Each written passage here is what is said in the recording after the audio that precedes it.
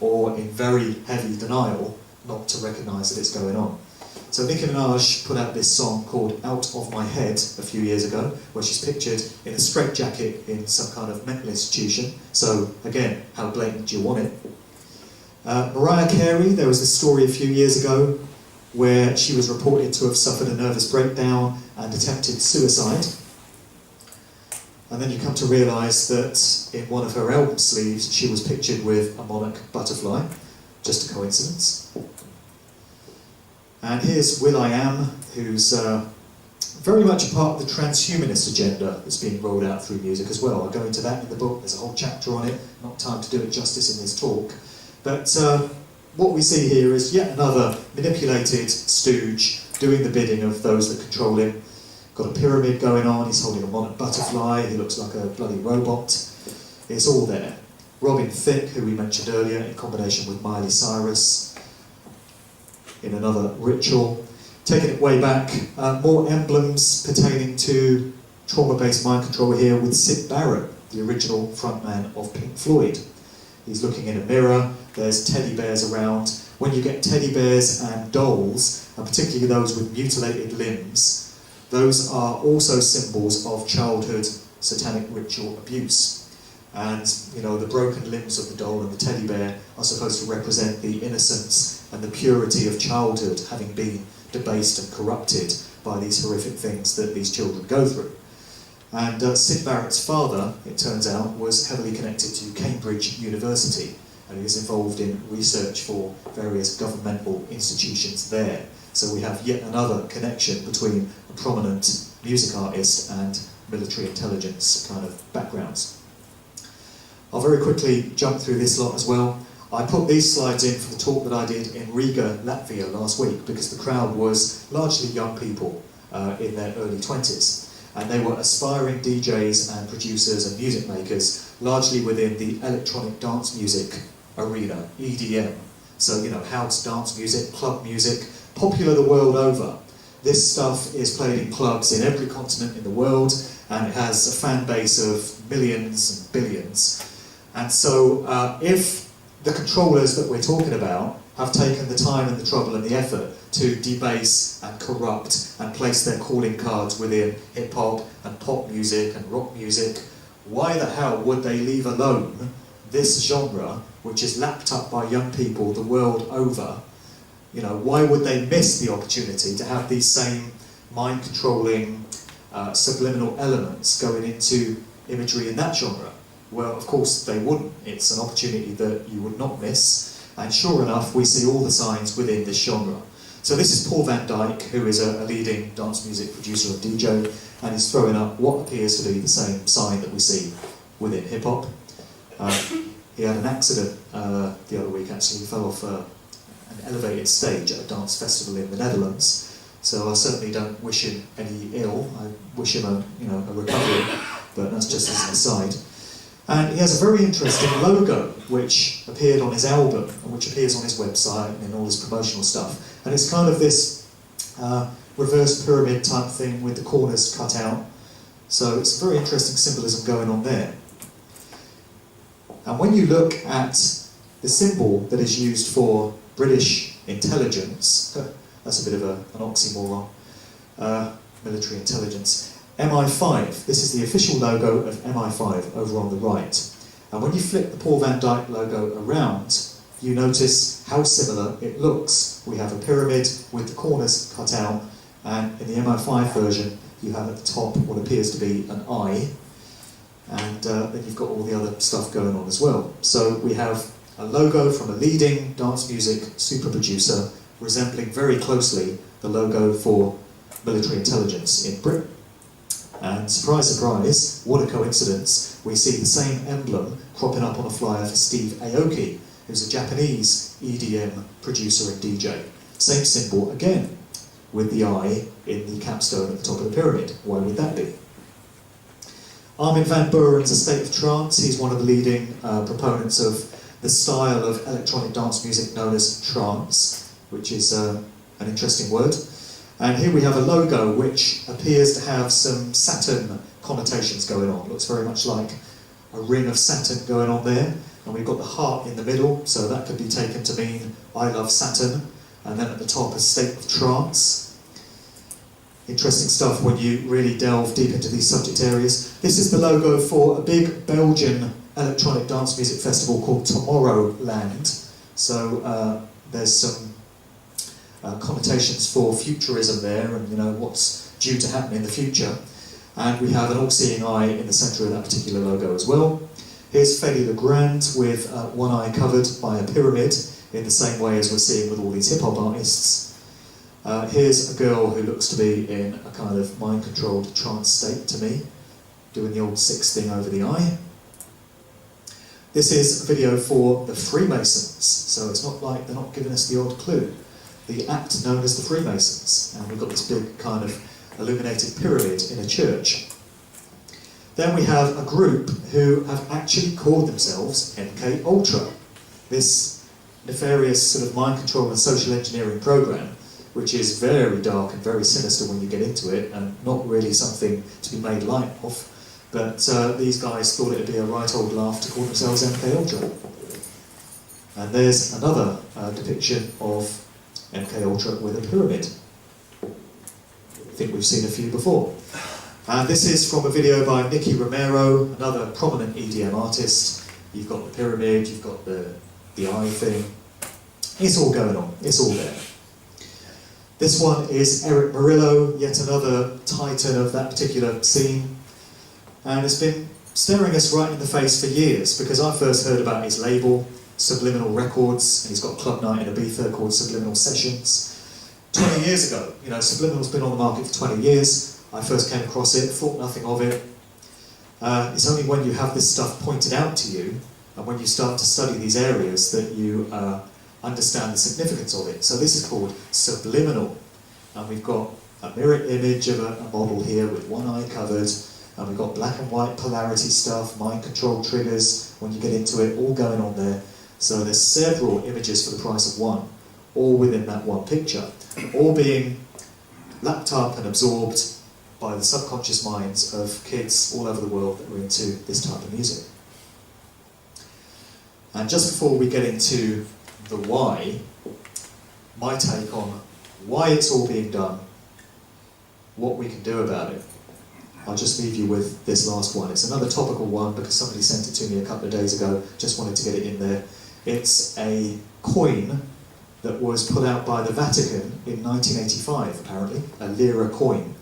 And at the top of the image there, you can see an aeroplane with what looks very much to be chemtrails coming out the back of it. And this coin came out in 1985. Is it possible that this was a sly and knowing little indicator of the agenda that was going to be rolled out the following decade with regards to chemtrailing, depicted on a coin put out by the Vatican, who, after all, would be ones to know as to what was going to come? I'll just leave you with that little suggestion. So we've been to some pretty dark subject areas in this talk, and it's never my intention to dump all this stuff on people, particularly when it comes to these recordings, and it's the first time I've played those. I never want to leave people with the idea that everything is dark and everything is controlled and things run so very deep and have been going on so very long that there's nothing we can do about it, that we're lost, that the whole thing is just a disaster. I always try and leave things on a positive, uplifting, inspiring note, because there is definitely that aspect to be had. And in the last 2 chapters of the book, I go very much into this. And so if you read the book sequentially, and you get to the last couple of chapters, you're left on a very positive, uplifting note, because there is definitely hope to be had in terms of what we can do about all this stuff. So what we've seen is aspects in many different ways of those that are controlling these industries, letting us know what they're doing, letting us know their true nature, giving us the opportunity to understand it. It's neither here nor there that sort of 95% plus of those seeing these images and absorbing it all have no understanding of the true nature of it. Of course, that number is growing by the day, because there's many researchers that put this information out there now, so that people can understand it if they've got the will to do the research. But what it all ties into is something else that I came to an understanding of a couple of years ago. And I was very surprised to find that this subject area very much feeds into and dovetails into all the music industry stuff. And it can all be taken together as part of one big picture. And it was my understanding of natural law, which is known by many other names. It's called universal law, it's called karmic law, the law of cause and effect, the law of consequentialism. It doesn't really matter what label you put on it, the concept is always the same. It's the moral code of the universe that governs human behaviour, that was set into place by the creator, the creative force behind the universe. People can put any label on that they want, they can call it God, they can give it any other name, but it's the creative force behind the universe. And it dishes out consequences based on the choices that we make in terms of our behaviours and our thoughts. We have free will consciousness, which is the greatest gift that was ever given to humanity, and that's what makes humans unique. Free will consciousness, the opportunity to consent to situations and to make choices in terms of our thoughts, emotions and actions and where we go with them. So this can be expressed very simply in the phrase, do no harm. And you can extend it to, but take no shit. These are the two sort of central tenets of natural law, very much simplified. We are required to live in a way that does not cause harm to others. And if we do, then we reap appropriate circumstances and consequences for living in that way. But if you choose to disregard that law, that rule, and you undertake actions which do impact negatively on others and take away their rights and cause harm to them, then the circumstances that come your way are appropriate to that situation. The universe sees to it that you reap what you sow. What goes around comes around, and all these other phrases that we've heard of. And it doesn't matter whether any one individual likes the way it is, or believes it, or thinks it's a load of old crap. The universe doesn't care, and natural law goes on being the truth that we're all bound by, whether anyone chooses to acknowledge it or not. So here's an expression of it, which is a rule that I feel everyone in the world could do with adhering to. And can you imagine the collective experience that we would all have if everyone in the world were to observe this very simple rule? It's really not complicated. It's really very straightforward. Do not treat others in a way you would not wish to be treated yourself. I've printed this off in my house, and I've stuck it up all over the house to remind my two young kids that this is, if there's only one law that you live your life by, this is the phrase that you need to remember. And this is the phrase that can change the world if everyone would observe it. So why am I bringing this up?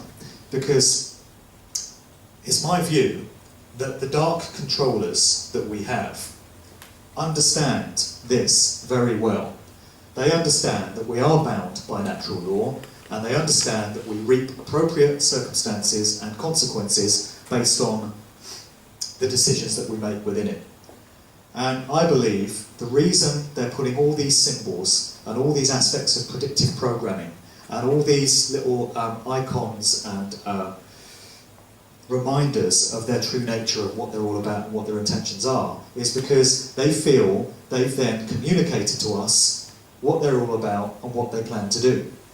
And they've given us the opportunity to consent to it or to object to it. Now, of course, they do it in very devious, underhand ways, so that the majority of people could not be reasonably expected to interpret what they're doing. And so they don't really have the opportunity to consent to it or otherwise, because they've not adequately understood the symbolism. But as far as the controllers are concerned, who, after all, are sick, mentally ill psychopaths, they feel that they have conveyed to us what they're doing, and when we don't object and say, we don't consent to this, they have got a green light to go right ahead and do it because they've caused no harm. They've not broken this central maxim of natural law, which is do no harm. They don't feel they've done any harm to us because we've not said no, and as far as they're concerned, that's us saying yes. That, I believe, is their skewed and distorted perception of how this dynamic works. I would suggest that they've got it very twisted, and it's a very flawed way of looking at it, but I really do believe that that's how they see it. And there are many other researchers into this area that have come to that conclusion as well. Isn't this interesting?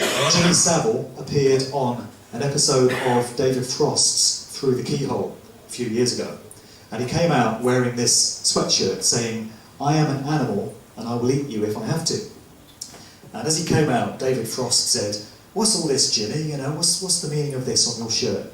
And Savile said, "You must give them all fair warning, you see." And that to me is him expressing this very dynamic, that if you communicate to somebody what you're doing or what you plan to do, give them fair warning, then they don't say no, that can be taken as their consent. That means you've done no harm, that means you're not reaping the consequences of that action, the heat is off you, as they see it.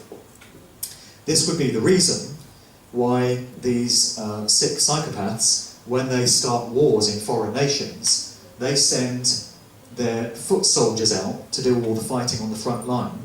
You notice that it's never the sons of politicians and generals and aristocrats and bankers that go out on the front line of these foreign wars, and it's never the offspring of these individuals that drop drone bombs on villages of, you know, women and children in far-off lands. They get their indoctrinated foot soldiers to carry out these actions for them. So these are the individuals that are actually putting that situation into physical manifestation. Therefore, they are the ones that are going to personally bear the karmic burden for that situation having arisen, not the ones that dictated and directed them to do it. That's another reason why they do the things they do, and it's another aspect of them understanding how the natural law dynamic works and feeling that they can cheat it and find their way around it. So undue influence and consent. Undue influence is focused on overcoming free will. It all ties into our free will consciousness and them trying to hijack it. So, the way out of all of this, and the solution, as far as I can make out, is for large numbers of people to understand the methods that are being used against us. And you can keep it specific to the music industry and say that it's things like the symbolism that goes into all these videos and record sleeves and all of this. It's a case of large numbers of people becoming aware of what's being done, becoming streetwise, communicating it to others, and then not falling for all the old tricks. Because what's happening here is magic, basically. It's magic on a subliminal level. And when you discover how magic is done, it doesn't have the same effect on you any longer. So when you've got a stage magician, somebody like Derren Brown maybe, an illusionist, you know, in some of Derren Brown's TV programs, he's broken down how he's performed certain apparently impossible tricks. You see the trick performed for the first time, and you think, how the hell did he do that? But when he breaks down the methods that he used to achieve that illusion, you can go to yourself, yeah, I understand how that was done. The next time you see that illusion performed, it's not going to have the same effect on you, because you're going to be like, yeah, I know what's going on here. I'm not taken in by that anymore. So it's an aspect of that. It's understanding all this stuff. It's large numbers of people coming to an understanding of it, and not falling for these tricks, and not consenting to these situations. And not consenting feeds into so many other aspects of what's being done to us. You know, imagine the effect if large numbers of people all came together and said, we're not paying our BBC TV licence anymore because we're not prepared to fund paedophiles and Satanists. If just a few people do that, they'll get picked off, made examples of, chucked into jail, fined. You know, it's easy to do that. What would happen if hundreds of thousands, even millions of people said, we're not paying it, what are you going to do? Imagine if millions of people said, we're not paying tax anymore, we're not doing it. We're not going to fund these wars. We know that money is used for these purposes, and it's all immoral and it's all corrupt, and the whole financial system is corrupt anyway. We're not paying taxes anymore. What are you going to do about it? You know, millions of people standing together, they can't pick off that number of people. So, you know, just a couple of examples, but it's all to do with withdrawing your consent, not falling for the tricks, and not tying into it anymore.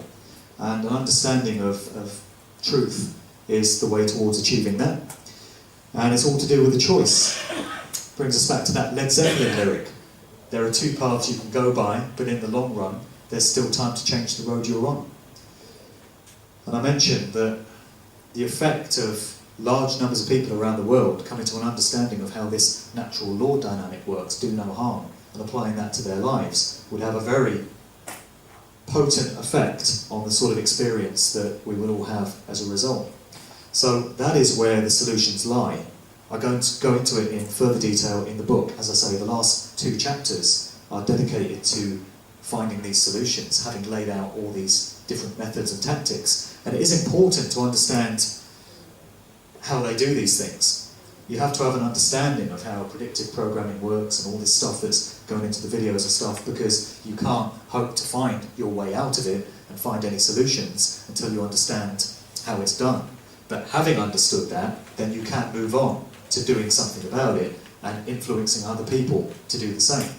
So that's what it's all about. I love this phrase. If not now, then when? If not you, then who? You know, anyone can get on this path towards changing things and bringing about a better reality and a better existence for our future generations. The will has just got to be there. The will to do it and the intent, and the time is right now. Why wait? And why think it should be anyone else when it can be any one of us that gets on this path? So, the book is now out. I've got copies here, which I'm selling tonight. I'm happy to sign them. They're £25. I hope people will agree that it's worth it, because there's 170,000 words in there, 536 pages, 5 years worth of research, and it took me 13 months to write it.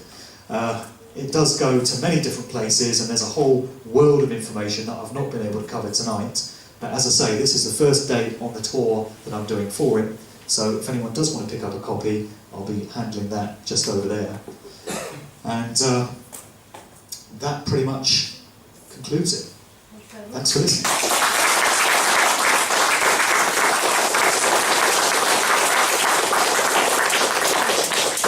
And I'm happy to handle a few questions if anyone's got any.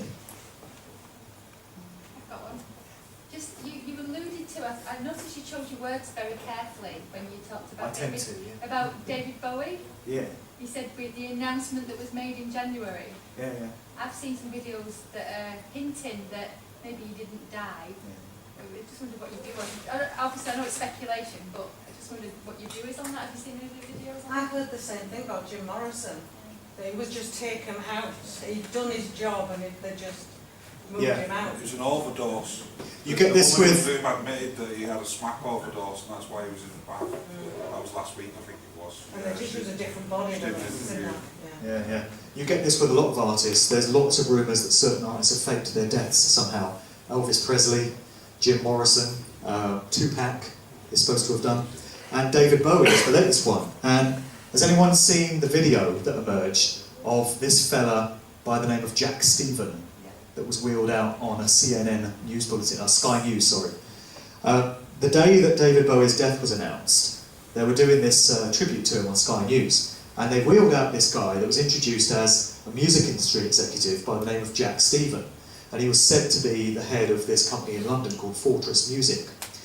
And his track record was supposed to have been as an A&R man in the music industry for many years, and he was said to have known David Bowie, and he was recounting a few memories of Bowie and a few anecdotes. But the thing that really struck people as very strange was the fact that Jack Stephen looked just like bloody David Bowie.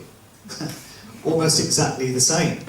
He didn't have the dodgy eye, and he appeared to be wearing a hairpiece. But when he smiled, you know, with the teeth and the jawline structure and stuff, so many people were struck by the fact that Jack Stephen looked amazingly like David Bowie. So I did a bit of digging into this, and I tried to find out a bit more about this Jack Stephen character. And I could only find one other video of him online, and it dated back to 2009. And you can get this on YouTube, and it's him in Dallas at this music, this music thing in Dallas where he's giving an interview. And the Jack Stephen in the 2009 video looks completely different to the Jack Stephen in 2016, talking about the death of David Bowie.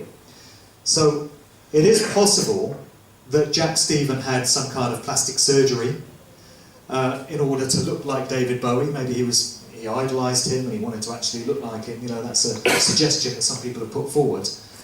But another thing is, Jack Stephen is said to have been in the industry since 1970, and he's said to have started his first company in 1970. Now, I think he would have to have been at least 20 years old to have started a company, probably older. But I think, you know, to start a company, 20 is about as young as you could be. That would mean that now he's 65 or 66 years of age. And the individual that we saw in the Sky News Bulletin looked nowhere near 65, 66 years of age. He appeared to be wearing a hairpiece, and he looked just like David bloody Bowie. So it's led some people to speculate on whether this is actually Bowie after some form of plastic surgery, and whether he didn't actually die, but he's just kind of retired his public persona, and he's gone off to live out his remaining years in, you know, solitude somewhere. The same thing occurred with Michael Jackson. Shortly after Michael Jackson's announced death, there was this character by the name of Dave, who appeared on a Larry King show. And he appeared to be a burns victim. He appeared to be, you know, horrifically burnt. But it could also have been the subject of some very elaborate plastic surgery. And this guy was telling about how he was horrifically burnt when he was younger, and Michael Jackson came to his hospital bed and, you know, befriended him, and he was telling that kind of anecdote. And that led some people to speculate on whether this was Michael Jackson under plastic surgery, kind of, it's the same thing again, kind of announcing to the world that he's still around, but knowing only a few will see it, and meanwhile he slinks off into the background somewhere. So who knows the truth about these things? It's impossible to say with any certainty, but, you know, I think anything is possible in these circumstances. And somebody, again, keeping it very topical, somebody emailed me just today. You remember I showed the picture of Jimmy Page with the 14-year-old girl, Laurie Maddox, and she said that David Bowie had, you know, deflowered her when she was 13. So with all this stuff that's emerging now about paedophilia within the establishment and the BBC and celebrities involved, this person that emailed me asked, is it possible that David Bowie kind of knew that the heat might start to fall on him because he's got a few deep, dark secrets, and so he retired himself and announced his death so that he could slink off into the shadows and avoid the scrutiny of, you know, the public gaze. Again, I just throw it out there as a suggestion, as a possibility. Who can say with any certainty, but interesting to reflect on, I think. I think with Bowie, just to add to that, because there was it was around his birthday, wasn't it? Yeah. Plus he had his album launch, Yeah. and I think the date itself was quite significant as well, so there's a number of things in there. Yeah. He seemed to be foreshadowing his own death with his last album. Yes, the content of the album as well. It's Yeah. called Black Star, wasn't Black it? Star, and there's the song Lazarus, who of course was risen from the dead in the story. Again, And, predictive yeah. programming. A lot, predictive. 2 days after his birthday, he was Yeah. 69. Alan Rickman died a couple of days later, he was 69, Yeah, of cancer. okay. Then you have this episode of The Simpsons that emerged, going back to 2013, which contains David Bowie, Alan Rickman, and the song All the Young Dudes by Mott the Hoople, written by David Bowie, is playing in the same episode. And then a couple of days after David Bowie and Alan Rickman, we hear that the drummer from Mott the Hoople has also died. And all three of them just happened to be in this particular episode of The Simpsons. Very Yeah. strange. I mean, it's unlikely to be cancer that spontaneously erupts with all those coincidences, isn't it? Well, the thing that strikes me about that is, with David Bowie, you've got this, you know, maverick, creative individual. If he were unlucky enough to get cancer, do you think he's going to go for chemotherapy and radiotherapy? Is he not the sort of guy that would seek out holistic, natural cures for cancer? You know, and yet we're told he went down the conventional sort of pharmaceutical route, even though in his last picture he's got a full head of hair and he's skipping about and looking very happy and the picture of health. And that was December, and the following month we're told he died of cancer. Any more questions, or are we done? Just one. I mean, we've all seen the symbols. It's quite sort of blatant, really, and it's all about consent. And you're saying it's, you know, giving consent. Giving consent for what? In fact, you know, can you go sort of a bit further with the what it is we're giving consent to? Yeah. Or what we would be giving. No, can you go a little bit deeper into that? Or Well, I think is that maybe another talk in itself? Well, it kind of is, but all these symbols are their way of communicating their true nature and what they represent. And for those with the time and the will and the spirit to go away and do the research, you can get very deep into what these cult symbols mean and the various secret societies and mystery schools that they've been used in over the years. And I think as they see it, you know, you've got the opportunity to discover what they represent and what their plans are in terms of the New World Order and, you know, transhumanism and where they want to take the future of humanity. It goes very deep, and I think they feel that they're communicating that for those that, you know, would care to do the research. I know it is a very twisted and warped way of looking at it, and it doesn't make sense to anyone of a sound mind, but I think we know we're dealing with psychopaths and, you know, mentally ill lunatics. I think it's to do with controlling the younger generation as well, and the way they think. I've been listening to, is it Hans Hupper? Dr. Hans Hupper? Hans Hupper, yeah. Hupper, that's him. And he deals with different tones affecting different parts of the brain. And if you introduce psychedelics into that as well, it can change the way you actually think. And it's about creating new generations. And that they actually started the hippie movement. They introduced the psychedelics to get that particular, it was an experiment. Yeah. And then every 10 years they changed the genre. It was like the punk rock, and then the rock, and then it was all the pop and the new age stuff, and then the hip hop. And it's all been a controlled thing. But to what end? Is it just to control the mass population from a young age? Can I come in on that? I'm really into quantum physics. Yeah, so on. So, I mean, probably after this room out, you know. So, when you actually look into quantum physics, you start to understand that our perceptions, our beliefs, our energy creates this reality. So, if the collective are subliminally programmed, so for example, all those images of 9/11 were shown, and people didn't even realise they've seen it. The agenda was to use 9/11 as a false flag to justify going to wars into other countries. I think there was a big shock tactic as well. Absolutely, because if you keep people into fear, what happens is the biological computer that is the human body takes over, and then people don't challenge and question stuff. Yeah, it's fear, we're just like sheep, because we just go into, it's the problem, reaction, solution stuff, isn't it? Yeah. And what they've been doing for years is they've been telling us what they plan to do for years and years and years. But It's we didn't into know. their code that they have to tell us. It's so they can produce it through us, because this reality is They created. do seem to feel the need that they have to tell us. You know, something has to account. Denver Airport, if you just look at Yeah. Something has to account for all this stuff here, you know. If they wanted to keep it all secret and not for us not to know what's being done to us, why would they put all this stuff out there in our face? You know, I believe they're doing it for the reasons that I outlined. There's got to be an explanation for all of this. Well, this has been going on for centuries. I mean, what you call the program future reality is what they used to call in the Bible prophecy. But when is a prophecy not a prophecy? When it's a long-term, well laid out plan. Oh yeah, there's nothing new under the sun. It's been going on forever. I recognise that. And there's many different reasons why they do these things. So with the 9/11 predictive programming, part of it is getting people used to and familiar with the scenario that they know is going to unfold. So when people have seen loads of movies with depictions of the towers blowing up, although they've not recognised it as such, when they hear that event on the news, there's already a familiarity with it in their subconscious mind. So the official narrative is more readily accepted, and it sits more comfortably with people in terms of what they're being told.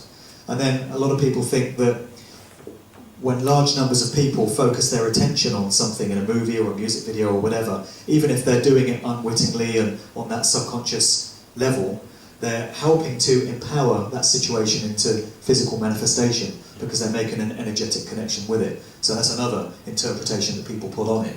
And I think, you know, all these things probably play a part because there's more than one reason why they do the stuff that they do.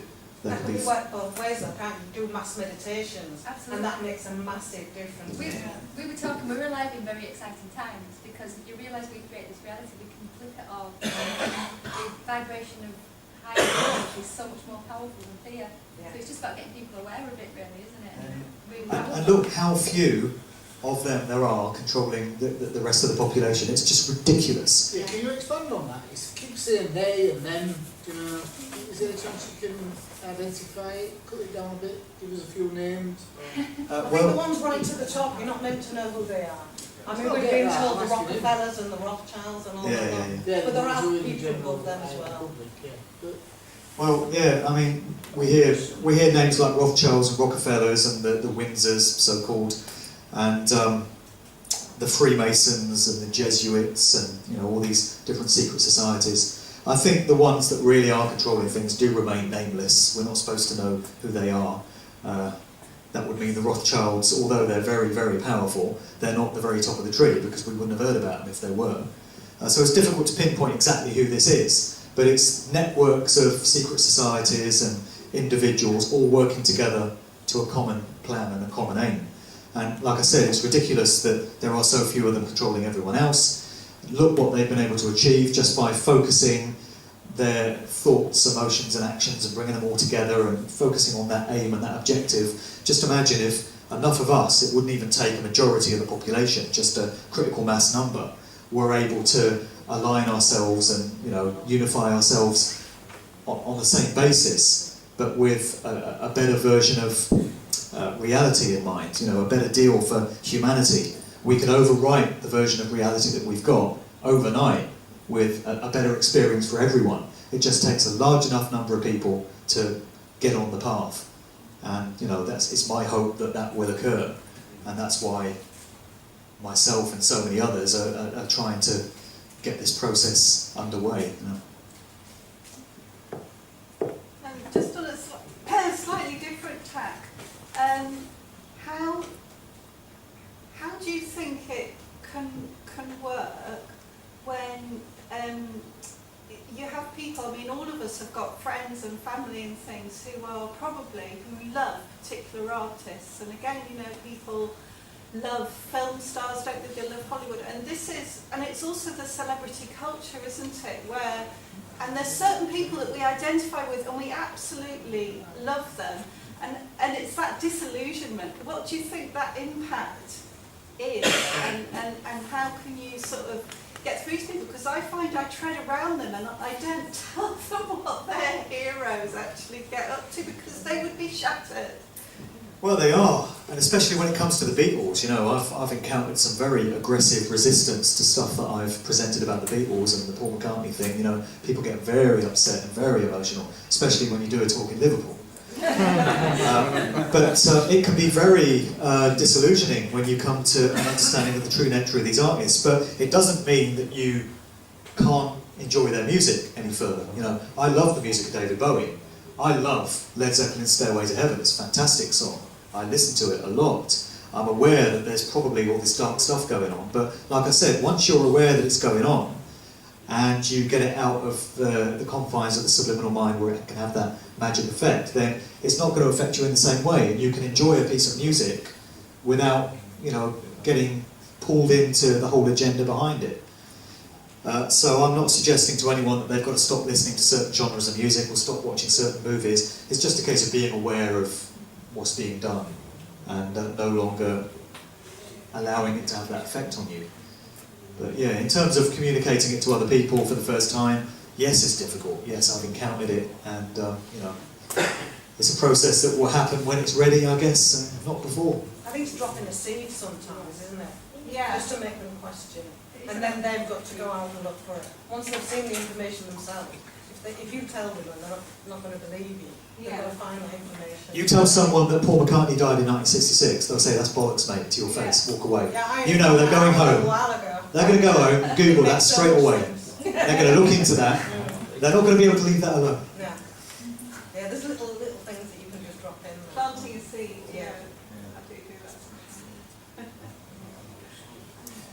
Well, let's call it a night then, shall we? I've got books over here for anyone that's interested, and thanks again for coming.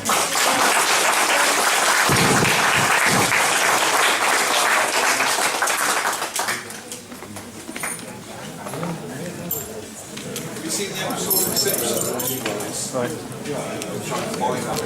Yeah.